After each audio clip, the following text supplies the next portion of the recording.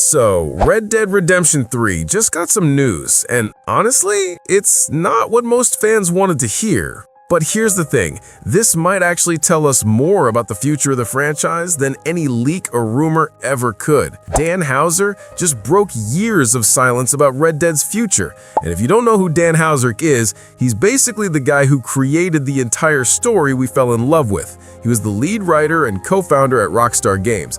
Without him, we wouldn't have Arthur Morgan's redemption arc or John Marston's tragic ending. Every emotional moment in Red Dead 2, every line of dialogue that hit you in the chest, that was Dan Houser's writing. What he said in this recent interview changes everything. Let me break it down. All right, so Dan Houser recently appeared on the Lex Fridman podcast, and someone finally asked him the question we've all been dying to know. What's next for Red Dead Redemption? His answer was pretty direct, but also kind of sad if you think about it. He described the Van der Linde gang story as a complete two-game arc. He said the downfall of the gang, seen through John's eyes in the first game, and Arthur's perspective in the second game, is a finished saga. A complete story that doesn't need more chapters. Now, that might sound disappointing at first. The community has been holding on to every leak, every rumor, every tiny hint about Red Dead 3 for years now. We've been desperate for news. And then the guy who created the whole thing comes out and basically says, the story's done. But think about what he's actually saying here. He's not saying Red Dead is dead as a franchise. He's saying that particular story, that specific narrative about Dutch and his gang, is complete. And honestly, that makes sense when you really think about it. Red Dead Redemption 2 is one of the best single-player experiences ever made. It's also one of the best-selling games of all time. The story hit every emotional beat perfectly. Arthur's journey from a loyal outlaw to someone seeking redemption, someone trying to do right before the end, that was incredible storytelling. Adding more to that specific narrative could actually ruin what made it special. The game came out in 2018, and people are still talking about it like it just released yesterday. That's how powerful the story was. But here's something Dan Houser also mentioned in that interview. The development process was absolutely brutal. Red Dead 2 took nearly a decade to make. It went way over budget. The team crunched for years. That's not sustainable. And Houser knows it. Here's where things get really interesting though. Dan Houser also compared Red Dead to GTA during this interview. He talked about how GTA has always been able to reinvent itself with each new game. GTA 4 was dark and serious. GTA 5 was satirical and over the top. They're completely different games in tone and style, but they're both Grand Theft Auto. Red Dead could do the same thing. It doesn't need to be tied to the Van der Linde gang forever. And get this, Strauss Zelnick, the CEO of Take-Two Interactive, that's Rockstar's parent company, he's called Red Dead a permanent franchise. Those are his exact words, permanent franchise. He even said it would be a loss if they didn't pursue it further, calling it a potential cash machine for the company. That doesn't sound like something they're planning to abandon, right? So we've got Dan Houser saying the Van der Linde story is done, but the company's saying Red Dead will absolutely continue. What does that actually mean for us as fans? Here's my take.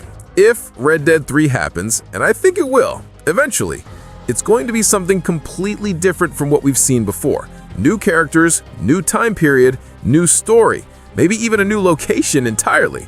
Think about what Rockstar is doing with GTA 6 right now.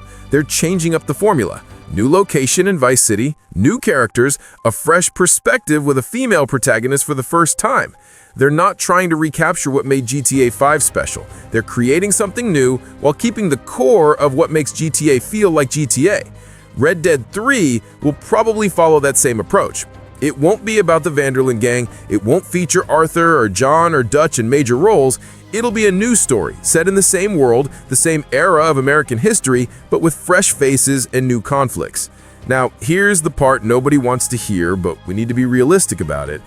Even if Rockstar wants to make Red Dead 3, it's not happening anytime soon. Like, not even close. GTA 6 is coming in 2025.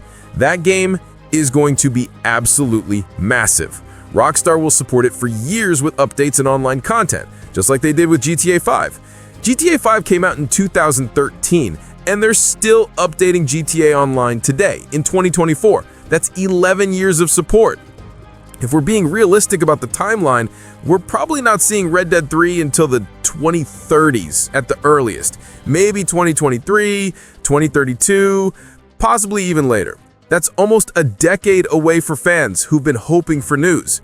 But here's another thing to consider. Dan Houser isn't even at Rockstar anymore. He left the company in 2020. So even if they wanted to continue the Van der Linde story exactly as it was, the person who created those characters isn't there to write them anymore.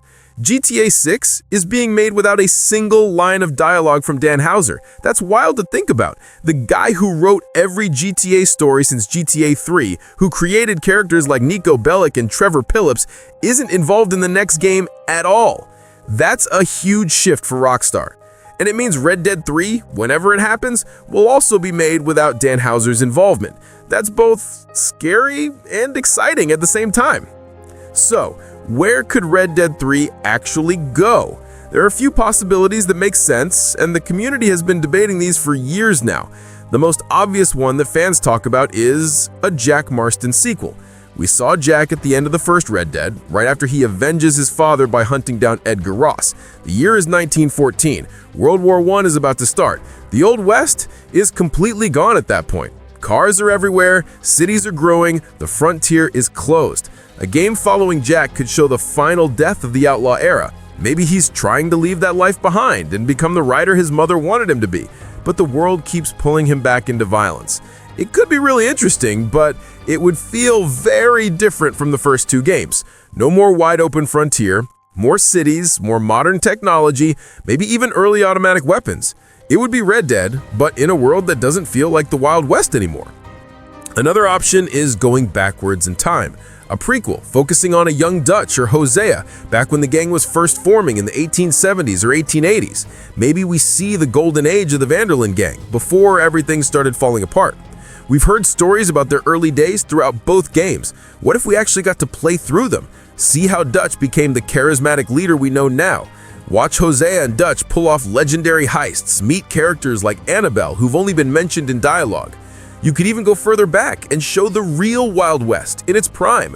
New characters, new gangs, completely new stories. The Blackwater Massacre has been teased for 2 games now. Maybe that becomes a major plot point we actually experience instead of just hearing about. Or Rockstar could do something completely unexpected. A total reboot set in a different location. Red Dead Redemption in the Australian outback during the Bushranger era. Red Dead during the Mexican Revolution. Red Dead following Native American characters during the Indian Wars, showing that perspective of the Old West that games rarely explore.